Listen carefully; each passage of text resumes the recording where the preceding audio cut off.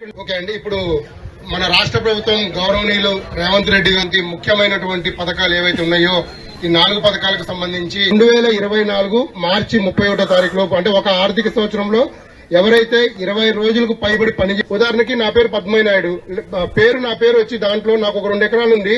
నేను ఇక్కడ లిస్ట్ లో నా పేరు వచ్చిన ముఖ్యమైన విషయం ఏంటంటే అండి, దయచేసి పేరు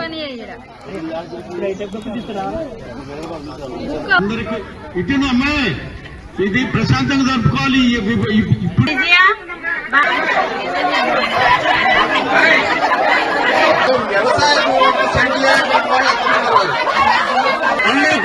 ప్లీజ్ దయచేసి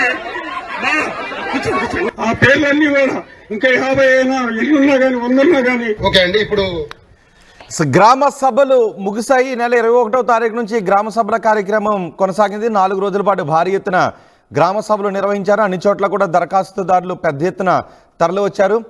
కొన్ని చోట్ల బీఆర్ఎస్ నాయకులు కూడా రావడంతో కొన్ని చోట్ల ఉద్రిక్త పరిస్థితులు కూడా ఏర్పడ్డాయి. సో ఇప్పుడు మరోసారి సర్వే టీంలు ఇంటింటికి వెళ్ళబోతున్నట్టుగా తెలుస్తోంది. సర్వే టీంలు ఇంటింటికి వెళ్ళి మరోసారి సర్వే కూడా చేయబోతున్నారు.